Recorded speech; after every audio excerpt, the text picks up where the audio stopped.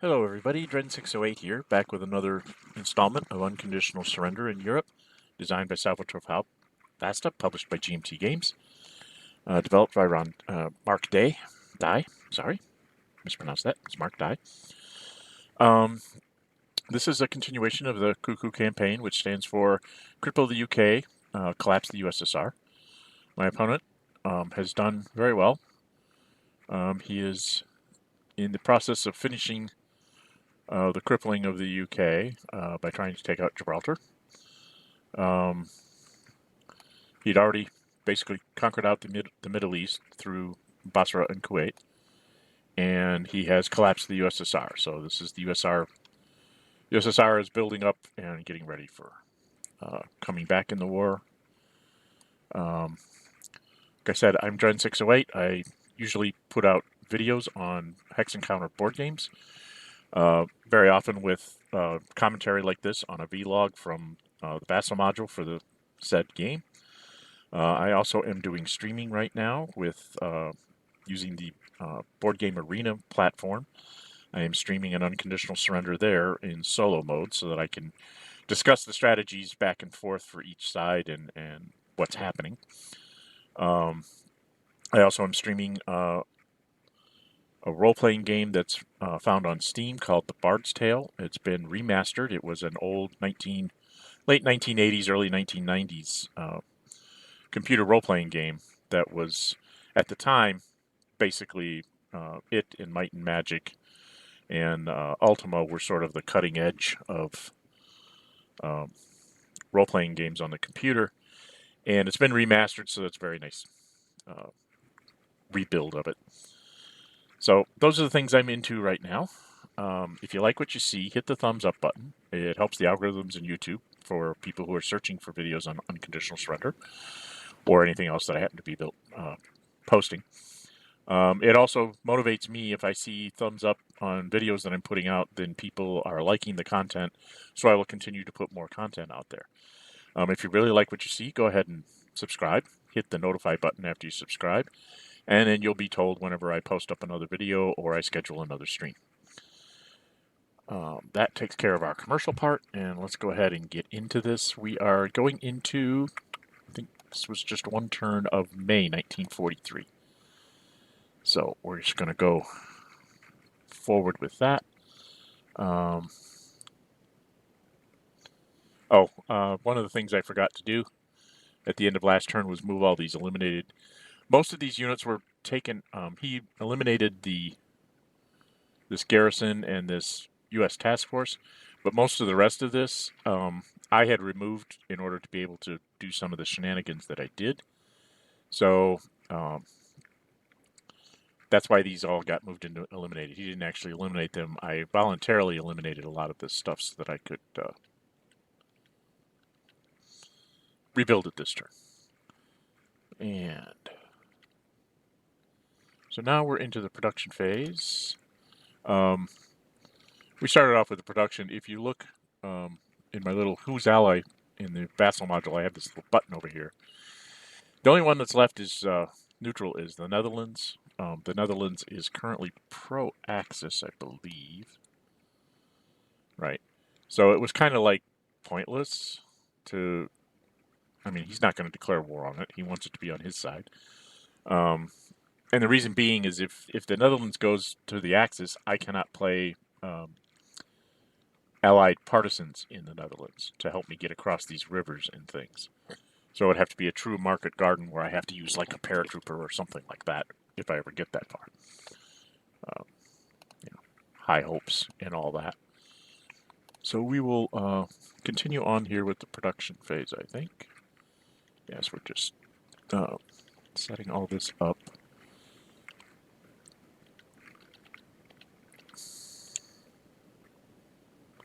And I think he gave one to the Italians, took one away from the Germans. There's no strategic warfare against the West, against the East. His die roll modifier is 5. He does not have an airplane in Norway. He has 2 for both.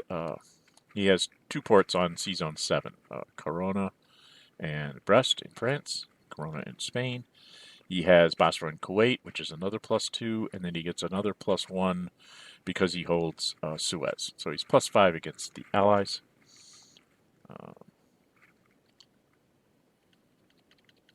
And I'm +2 because I have the Americans, and I do believe, yeah, no bombed markers. So, and then I can't remember. See, I had nothing to play, and he had submarines that he could play, and I don't think he did. Yeah, he didn't bother. So he was 2 + 5 is a 7, and I rolled a 7, so that got me a factory. My factory loss marker went down 1. And then we are into strategic movement. Get these off the board. I can't remember exactly what he did here. 1st Panzer Army. Where's the 1st Panzer Army? Oh yeah, we do a lot of discussion in here, so the moves you see here are like really fast. The 1st Panzer Army came from, where in the world was it? So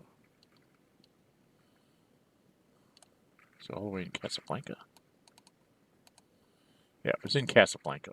And we were talking about, he was like, man, how am I going to get these armors over there? And I said, well, one of the things that I've been doing when I'm on the German side of this is I take that armored unit and I place it there.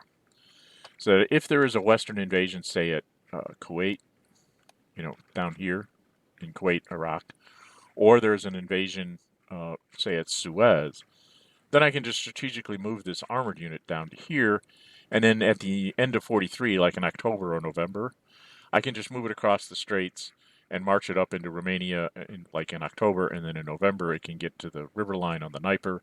And then if the Russians come in December, you've got the armored unit there to help back up this line and stuff.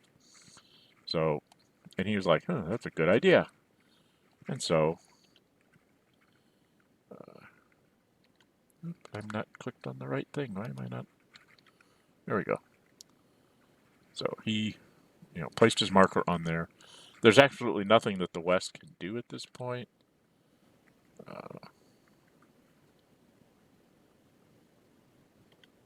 It's just me adjusting things up there. I didn't have anything, I don't think. Did I do anything with the Soviets? I don't remember if I moved anything with the Soviets. I don't think I did. So, now we are down in the action subphase for the Axis, and I think he's flying his airplanes here.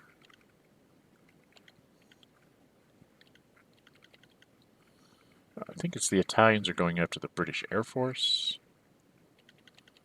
So it's -4 to -3. He rolls a 1. I roll a 3. -3 is a 1 -4 is 1. 3 -3 is a 1. So each take a sortie, and he just says run it up.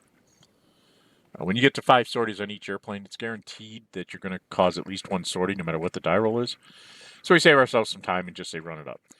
In the BGA module, that doesn't work that way. You actually have to do the combat, even though you know, the only result is each person's going to get a sortie. You still have to roll the dice. So it's a matter of programming. So he moves the 4th Panzer into Tangier to make my fleet go away. So I take the 6-factor med fleet and the 4th convoy. He called for an assault. I took this to the North Atlantic box, which is up. I need to check something here. I think I don't have my preferences. No, I don't. So we're going to turn that on because it should jump the map for us now. Okay, but I put the convoy up here. I can't remember if I ended up here or if I went and put it in Eastern North America. I know I put the med fleet there. Then I think he went ahead and did an assault. Or no, maybe he just... He has to do an assault because I'm in a fort. I think he was just trying to get me flipped and then hopefully keep me out of supply, was his idea. So he's at +3. I'm not sure all the stuff he's using here. So he's 3 for the armor, because it's 4 for armor, -1 because it's a city. And the weather is fair everywhere. So he's got lots of fair weather turns, 4 in a row here in summer 43. And he's adding in this armor, so that's an extra +2. Even though it's going across the strait or whatever, because it's the add-in guy, he just gets +2 for being an armored unit. How they're going to attack from Tangier across the straits into Gibraltar, considering what that sea state usually is beyond me, but hey, the game lets us do it, so he's at +5, and I think he throws in an airplane. Okay, oh, I forgot, he's isolated, so it's +4 for German armor, +2 for isolation, +2 for an extra German assault, so that's up to 8, and then we take off. What are we doing? Oh, we were playing event markers. I went ahead and threw my free forces in because I figured he's going to throw an airplane on top of it. I just wanted to try and survive. Trying to avoid a DD result, and then maybe I can supply myself. He threw in an airplane, so I was at 3, and I added 1 for my free forces, and he went down a sortie, so he went up to a grand total of 10 minus 1 for Gibraltar is a 9. He rolled a 4 plus 9 is a 13, have that down to a 7. I rolled a 5. A 7 to a 5 on the combat results table. Just for those of you that are not, oops, he rolls a net 7, I have a 5, that's a diamond, so nothing happened.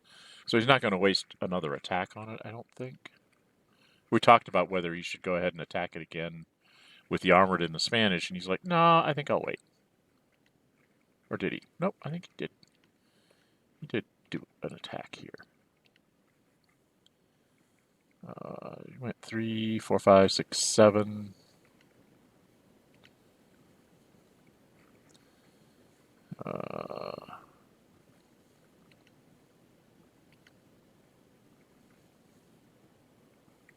And I'm only a 3 because I don't have free forces. And I said, wait a minute, before you go any farther, I have to get my free forces on the turn track. So I rolled a 2 for them. And then he was 3, 4, 5, 6, 7, 8, 9 minus 1. And he threw a ground support. Maybe he didn't use his airplane. 5, 6, 7, 8, 9, 10. He shouldn't be a +8. Anyway, rolled a 9, halved a net 9. I'm not sure how you got to 8. There's 3, 4, 5 for isolation. 6, 7, 8. Minus 1 for the city should have been 7. Because I don't think he threw in the airplane.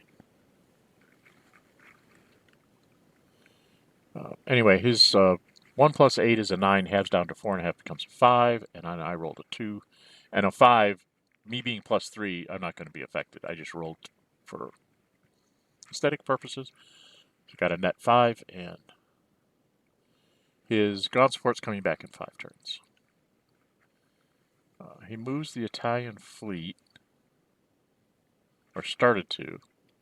He's tried to move it through there, and it's like you can't move through a strait if there's an enemy on one side of it. You have to move through the port, and he can't move into Tangier because that's an active Axis minor ally. So is Italy. They can't move into each other's places.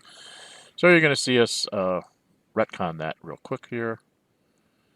I let his convoy go wherever it wanted to go. I was kind of like, I don't really want to waste what few sorties I have on trying to intervene. And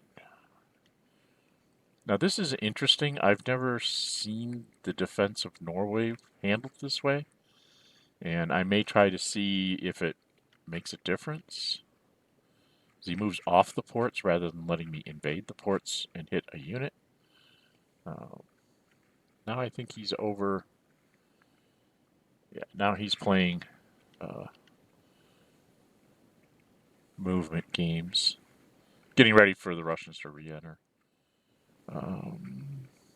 What else was he doing here? 8th Garrison. Moving back into Europe from Sweden.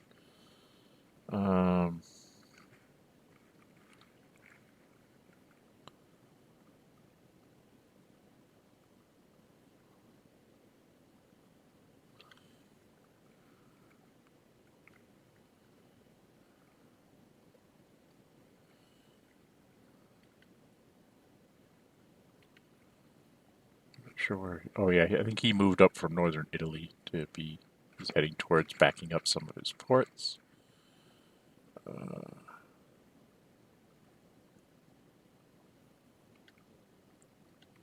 That was us just adjusting the production. There's a garrison. So he's kind of setting himself up for the long term. This is us retconning back the fleet because it's like, whoops, you're not allowed to move through the strait. It's like, that's okay.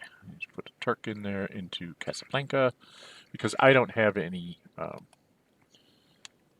I have an American surprise attack marker. I have a single attack, a surprise attack marker. So I could try to, invade at Casablanca, but he has his armor and 2 aircraft here and another one coming. So he's got lots of aircraft. I don't think I could make a decent invasion to make a difference. He did go ahead and conquer Portugal, more from the standpoint of he was thinking about just leaving it there, and I'm like, yeah, but that just lets me land a unit for free into Lisbon, right? I said, and then because you're not on the port, I could invade like at the other city in Portugal. And that gives me 2 units for 1 surprise attack marker. I can put airplanes in there, and then you're fighting me in Spain in the summer of '43. Is that what you want? And he's like, no, probably want to make you use up your surprise attack marker just to get 1 unit on the board. So that's kind of what that was all about.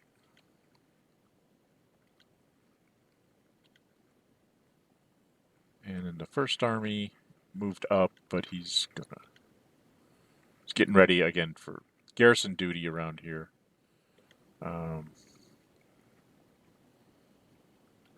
He's moving Turks.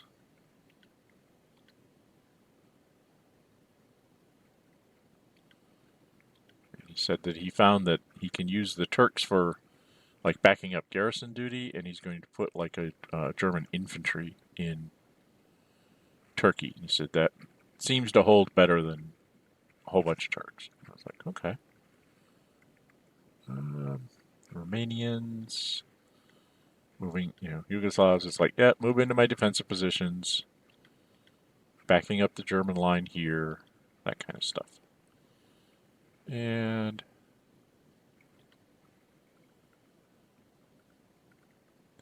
so now we go into the supply subphase. He basically just rings up a few points on the Italian convoys, and then he has now we're into the Western actions phase. I don't have a lot to do, so it's like, okay, let's start off with the bombing. I believe that is this is the American one for going first.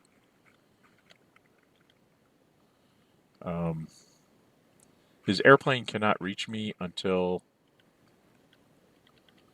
I get actually into Met, so he has 1 shot at me.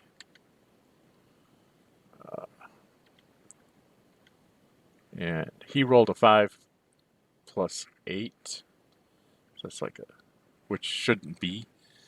He was at +1. So we didn't get the modifier right, but so he should have been, that's me setting it back, so he should have been a net of 6. And I was -6, -5. So either way, it's the same deal. A 6 to a 1 is still 2 sorties on me, so I'm done with him.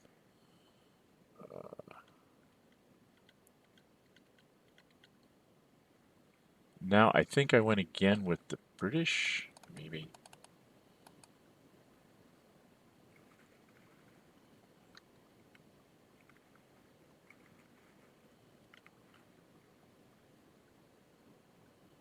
Oh, this was me coming in with my American fleet, and I said, you want to try and intercept it with your airplane? I don't think he has a surface action at the moment.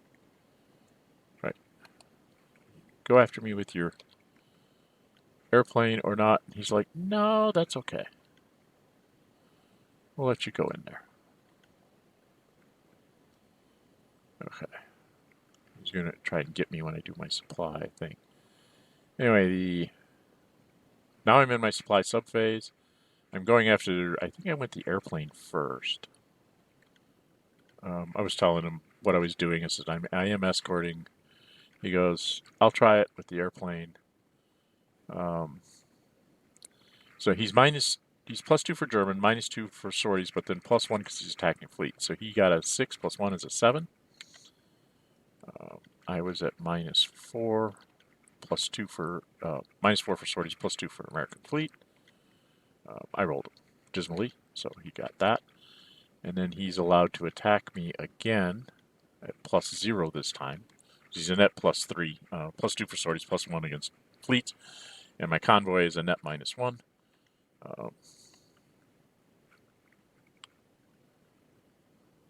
And then he rolled I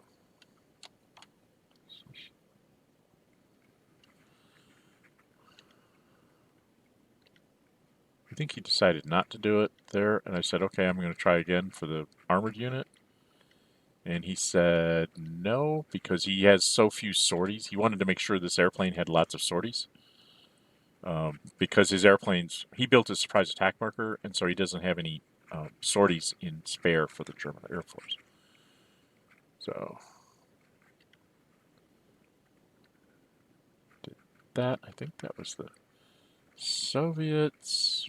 I moved my army to that space in the south. I think that was it. I don't think I did anything else, did I?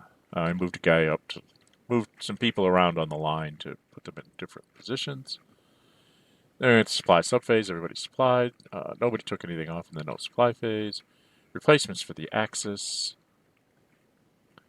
So he basically this airplane. This airplane, this airplane, this airplane. I think he also has to do and then Germans, and then I think he does the Italians. So everybody's back to full. Western replacements.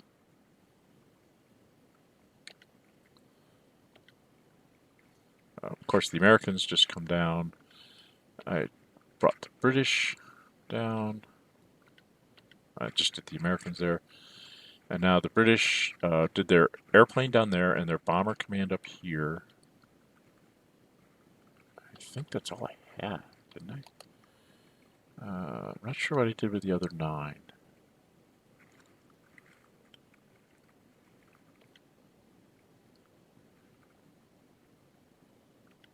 I think I brought that convoy down.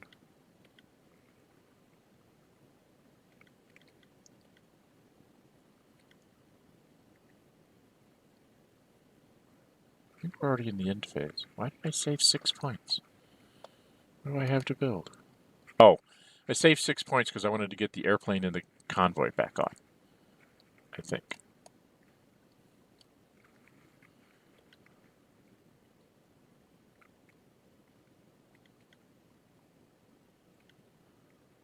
It's just me restacking over there. Soviets. They have something to build? I'm not sure what I'm doing with the Soviets there. I think I thought about building the convoy and then I decided against it.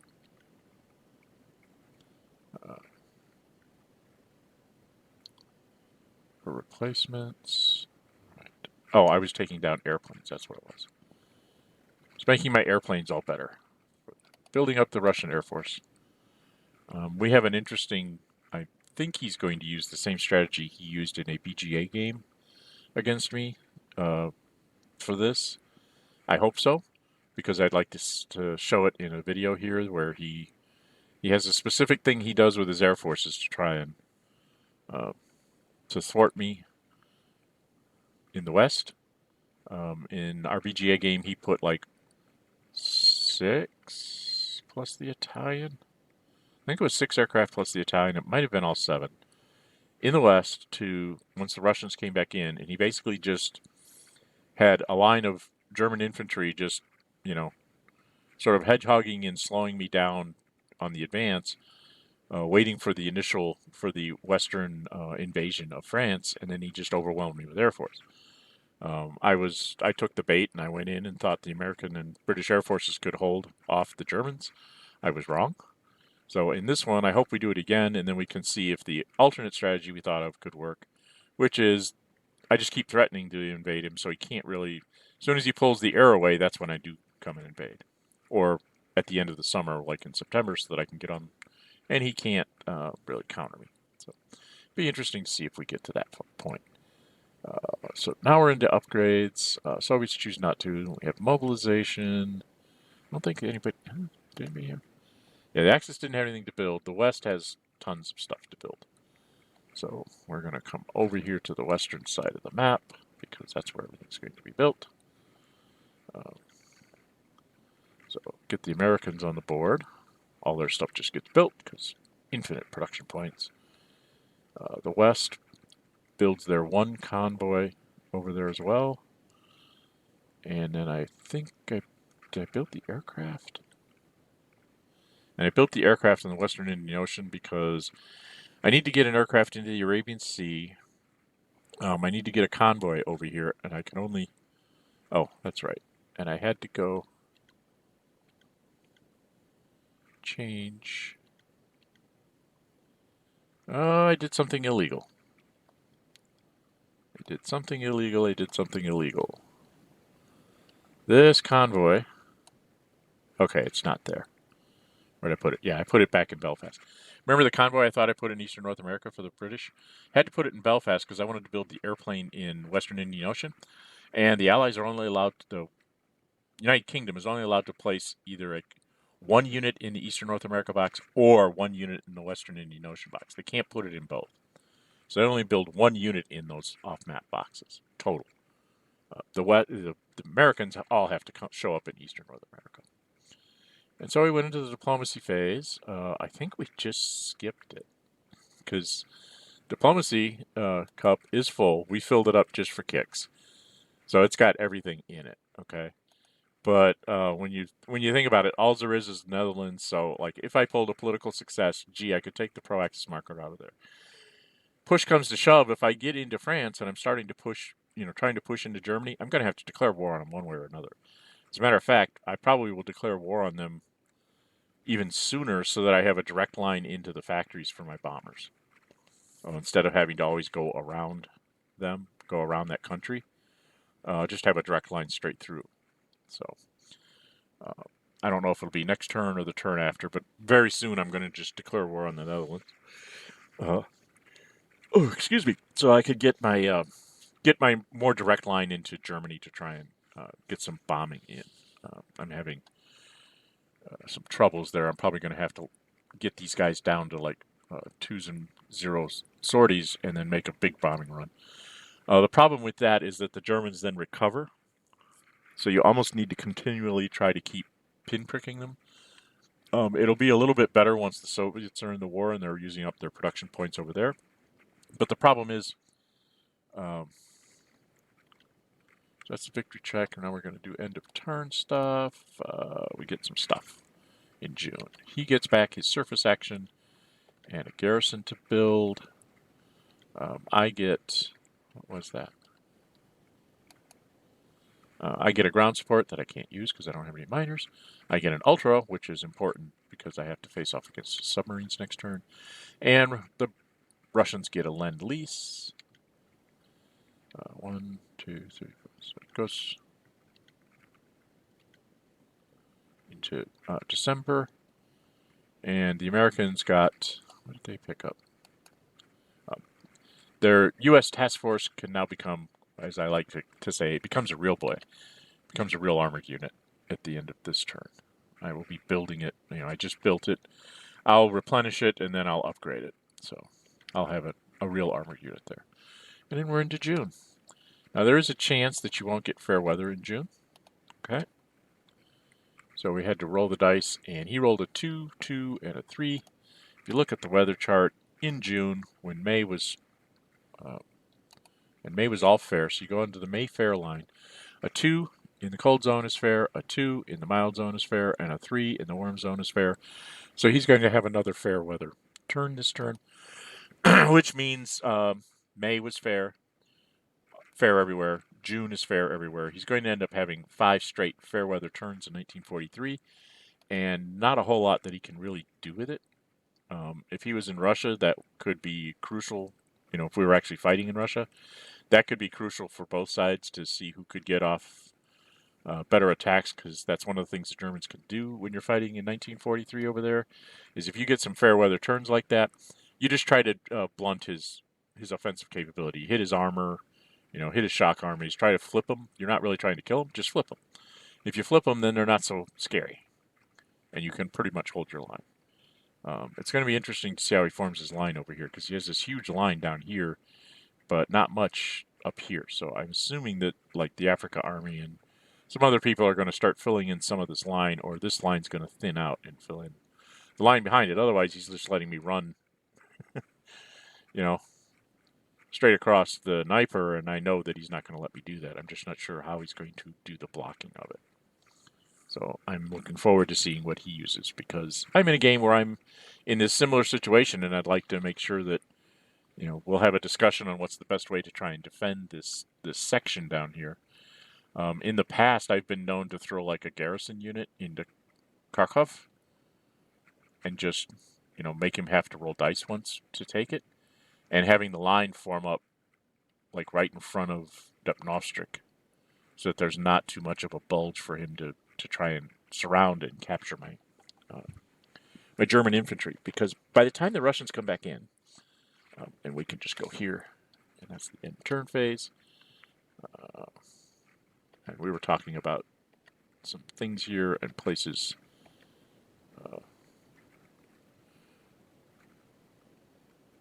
So I don't want to start in the log file. We're going to end here. So the whole point of this strategy, this sort of meta strategy, is if you can get the Russians collapsed in 1942, which, with the British not being able to do anything because, first off, you got to get France in a reasonable amount of time. And then you usually have, I did hold out in my BGA solo game, I held out like an extra 2 turns or something in France. I slowed him down enough in France and Egypt that he did not take Kuwait, and I just now, in late 41, managed to mount an attack that got lucky and kicked him out of Basra. So now the Germans have to make a decision there. But the idea of this strategy is you get him out of Egypt, you get over here, and in his case, he got Iraq as an ally, which is actually better for the Germans. If you can get him as an ally rather than conquering him, it's actually better, because now Basra cannot have partisans in it. The only place I can use partisans is Kuwait. So in order to pull off any kind of invasion here, I basically have to invade Kuwait, okay, and kill this Turk. Then whoever lands there, the fleet and the convoy don't go in there, and then you have the fleet and convoy pick up an airplane that lands there, and then whatever nationality the airplane is you land, that nationality then does the invasion of Basra, maybe with an airdrop and everything else. That's to affect the strategic warfare modifiers. Right now he's +2 for this against the Soviets and the West, so getting rid of these as Western allies is sort of a priority. The alternative is to go into Suez and just dump 3 or 4, maybe 3 armies in here, so that you can have one sort of holding out against the Italians in the Egyptian frontier, and send the others over here to go clear this out from the back door. It's a much longer way of doing it, but it might be a more surefire way. I'm not sure which way I'm going to try. Depends on how things go here in Gibraltar. I really don't expect to hold Gibraltar for more than, at most, 1 more turn of June, since it's fair weather. He will most likely knock me out completely out of supply. At that point, I probably would just remove the airplane and let him take. When he takes Gibraltar, the fleets will, be kaputted. I could just remove the American fleets and try to send in new fleets just to keep me in supply. That might make me last until July. If this was late summer, if this was already like August or something, I might do it to try and last through September.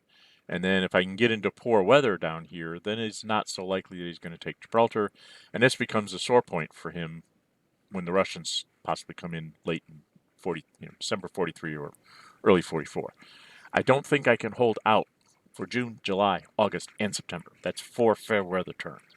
I do not have the fleet capacity or the ability to rebuild the fleet capacity to get the convoys in there and make that all work. Okay? So that's part of my problem. is that I really don't have the ability to do that with his airplane being down here and all this kind of stuff. So I'm pretty sure I'm going to lose Gibraltar. If not in June, then most likely for sure in July.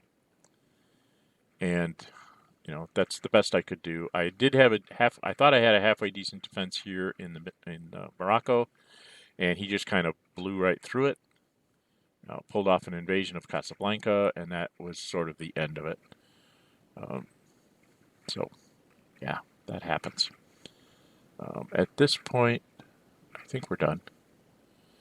So anyway, the whole general process of this is that the C.U.C.U campaign is designed to keep the British economy as minimal as possible while maximizing the German economy. Because of the extra strategic warfare modifiers, you tend to not lose factories, even if you, like in this case, he has 3, 6. He had 9 for a long time. He just added a 10th. He was at +3 for the Soviets in the strategic warfare when he was going into Russia.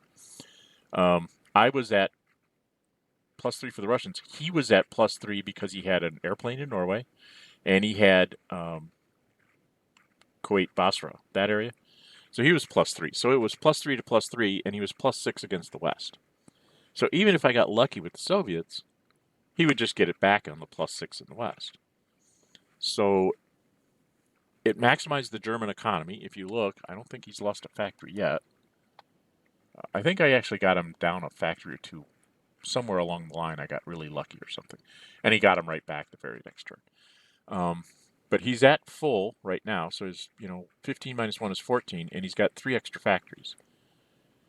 And in 43, he gets them every 4 months, so he'll get another one like in September, August, I can't remember.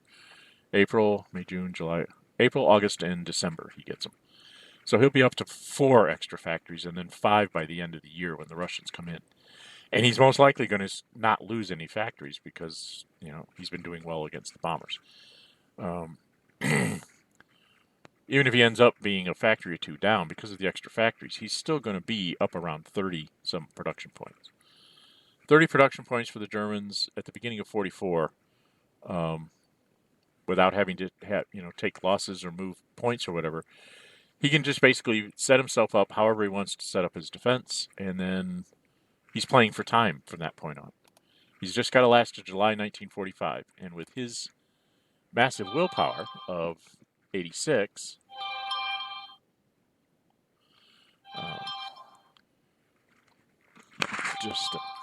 he can hang on to this.